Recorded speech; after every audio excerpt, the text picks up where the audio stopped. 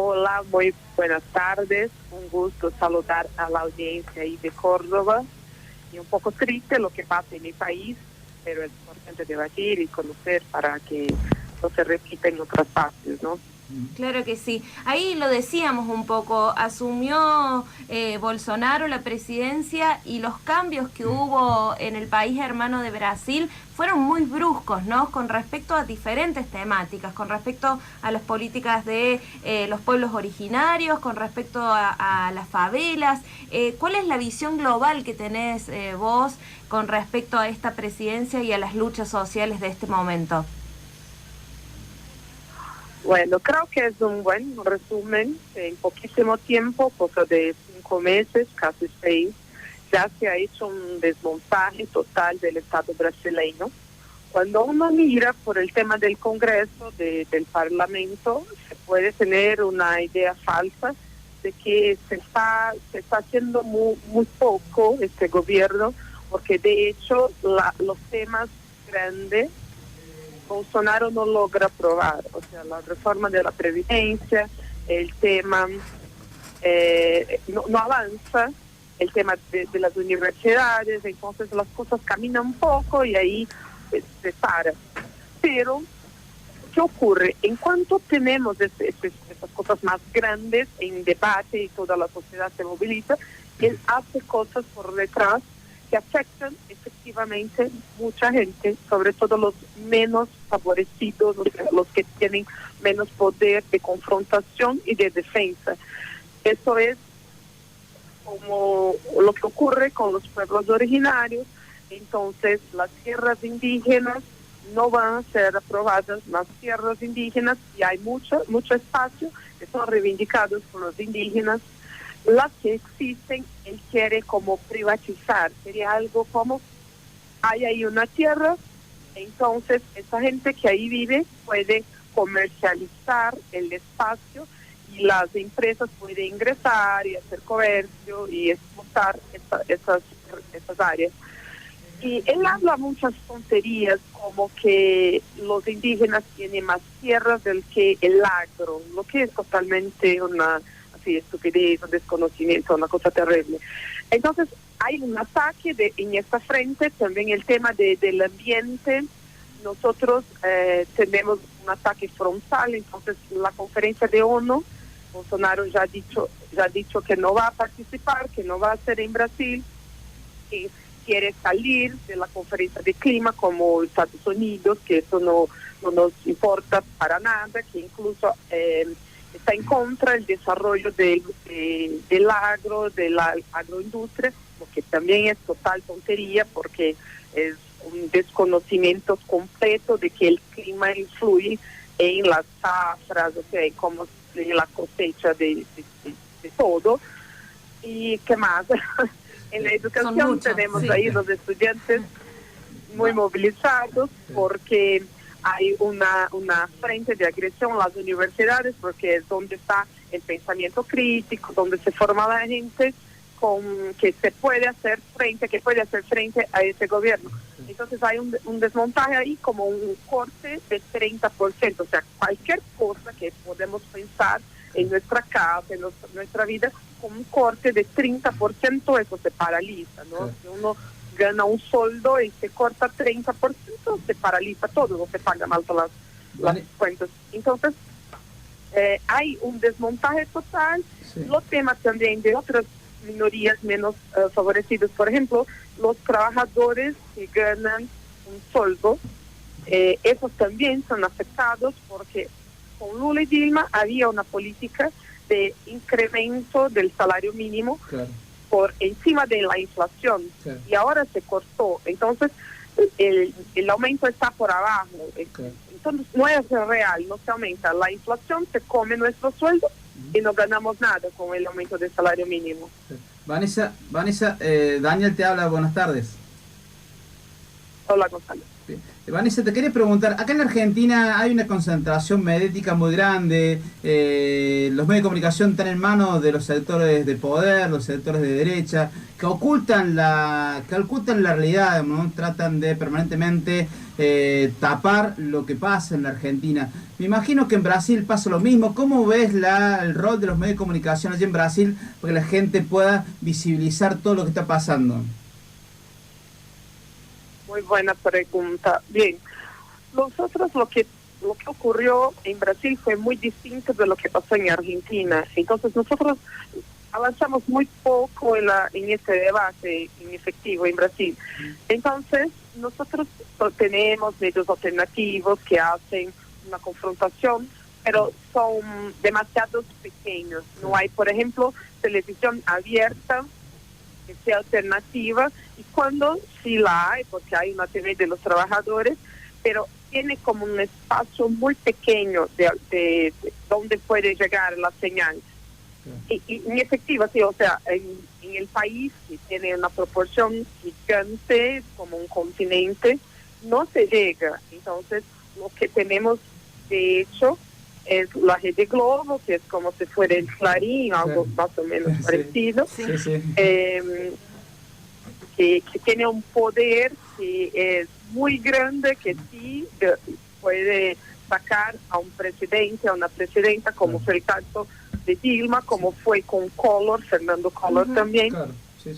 Y ellos como hablan solos, pero lo que cambió en los últimos tiempos en Brasil fue que con las redes sociales la derecha ha invertido mucha plata en las redes sociales. Entonces ellos tienen youtubers, tienen en las redes, en Twitter, tienen mucha gente hablando y hacen como eco de la prensa. Es importante también decir que esta gente de derecha que está apoyando a Bolsonaro no está de acuerdo con la Rede Globo. Entonces, la Rede Globo tiene un plan económico que está de acuerdo con Bolsonaro, que es el plan de Paulo Guedes, neoliberal, ultra neoliberal, de desmonte de todas las políticas para el trabajo, para los más pobres. Entonces, ahí está de acuerdo tanto Folha de São Paulo como Estadão, como Globo, todos esos están de acuerdo con la agenda económica, pero los demás no están de acuerdo, sobre todo el tema moral, porque ahí se pelea con las mujeres, se pelea con los negros, se pelea mucho, se habla mucho, se hace muchos ruidos. Entonces ellos con el tema conservador moral no están de acuerdo. Entonces, ¿qué ocurre hoy? Tenemos una izquierda que es pequeña, que está ahí hablando, haciendo la denuncia, trayendo análisis de todo el contexto. Tenemos la ultraderecha, que tiene un poder de movilización muy grande en las redes, entonces lo que hablan es como si fuera toda la sociedad. De hecho, no es, pero son muy ruidosos. Y tenemos los medios tradicionales que no están apoyando Bolsonaro totalmente, pero están sosteniendo una posición de que Bolsonaro tiene que hacer las reformas neoliberales, ultra neoliberales. Si no hace, puede salir, ¿entiendes? Entonces hay una concentración, pero que no está totalmente en acuerdo con Bolsonaro. Son un poco críticos a eso. Te entiendo, sí. Vanessa, te hago otra pregunta. Frente a este contexto, ¿no es cierto?, de avance de la derecha o el bolsonarismo, ¿no es cierto?, allí en Brasil, ¿qué pasa con los movimientos populares? ¿Qué pasa con el PT, con el Partido de los Trabajadores, con los movimientos de los sin tierra, los movimientos populares que hay en Brasil? Hay mucho en Brasil, todas las comunidades que son de base. Es como que se han quedado sin fuerza, es muy limitada la fuerza que hoy tienen a la hora de hacer las propuestas para la ciudadanía, lo vaya nuevamente, digamos, encolorándose tras de eso. O sea, ¿cómo ves la acción de los movimientos populares hoy en Brasil? A ver, bien, nosotros tenemos el Partido de los Trabajadores, que es el mayor del país, que tiene una base social muy importante. El partido está un poco intentando ahora corregir la ruta, o sea, porque esa elección de Bolsonaro realmente sacó a todos, nos dejó fuera del centro, o sea, perdidos totalmente. Y sobre todo un partido que recién había sido golpeado con el tema del impeachment de Dilma Rousseff, con el tema de la detención de Lula. Entonces, el partido fue muy golpeado. Hay en la sociedad brasileña una cierta idea muy, muy arraigada a la gente de que él es un partido corrupto, de que llegó ahí, de que se tomó la plata de la gente con el tema de corrupción, no sé qué cosa. Sí, sí. Esto la derecha logró hacer perfectamente de cambiar en el imaginario de la gente lo que era el Partido de los Trabajadores. Entonces, esto es un daño muy grande, en serio. El partido intentaron como destruir totalmente, era como que si hoy no existiera más, es decir, el PT, lo que no pasó. Claro. Pero está muy frágil, muy débil, ¿no? Claro. Sí, pero empieza a rehacer e intentar, no sé, estructurar cosas, estructurar una reacción. El movimiento de los Sin Tierra es el movimiento más grande que tenemos y muy importante. Y está también un poco, fue afectado también por todo esto lo que he hablado, y porque hay en la sociedad un consenso falso, pero hay una idea de un consenso de conservadorismo de derecha.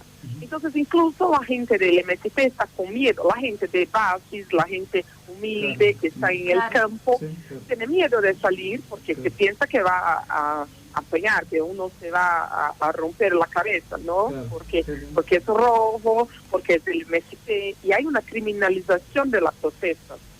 Entonces la gente tiene miedo y no quiere salir a la calle con la, no, ¿cómo se dice? Remera. Remera, ¿cómo se llama? Sí, remera.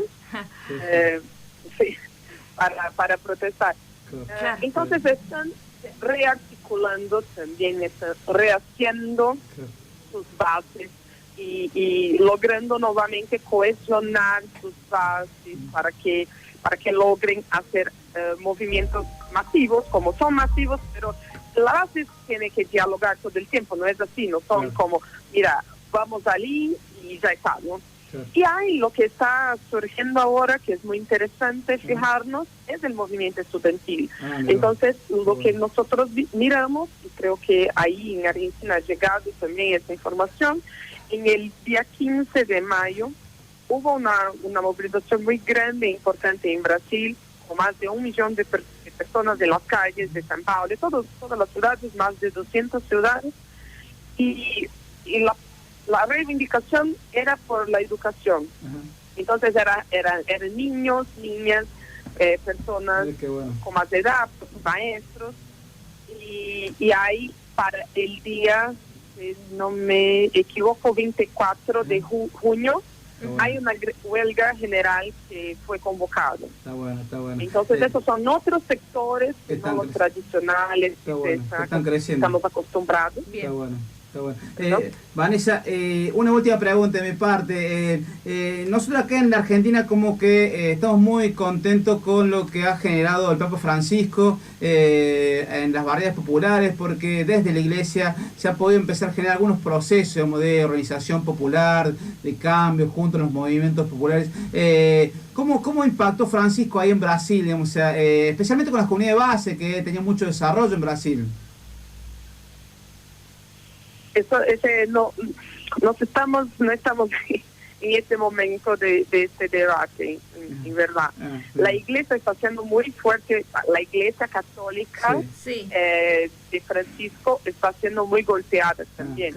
Porque tenemos, no es que sean minoría, no son la mayoría, pero los evangelistas están con más fuerza, son más ruidosos, están hablando más alto, con más ruido. Y entonces incluso las críticas a Francisco han llegado mucho. Entonces así, lo que estoy diciendo es que en la superficie de la sociedad eso no se está discutiendo, pero en la base es muy importante lo que la CNBB está haciendo, que es la Confederación Nacional de los Obispos, porque están discutiendo la cuestión del sínodo, por ejemplo. Eso es muy interesante, el sínodo de Amazonas, que quiere discutir algo que no es de izquierda, y es la cuestión del medio ambiente, de la Amazonía, cómo se preserva esta floresta. Y entonces llega Bolsonaro y dice que no se puede hacer porque es un tema de izquierda. Y ahí se empieza un debate muy rico de los obispos diciendo que no, que eso es una cuestión, que Francisco que ha convocado, que es el Papa, y somos una sociedad católica, la mayoría todavía es católica. Y entonces ese es un debate muy importante, y las cosas que Francisco dice sí son tremendamente importantes en ese contexto, pero los medios, como yo hablé, son controlados por una élite que no reverbera, o sea, no da espacio a esas discusiones que trae el Papa. Bien.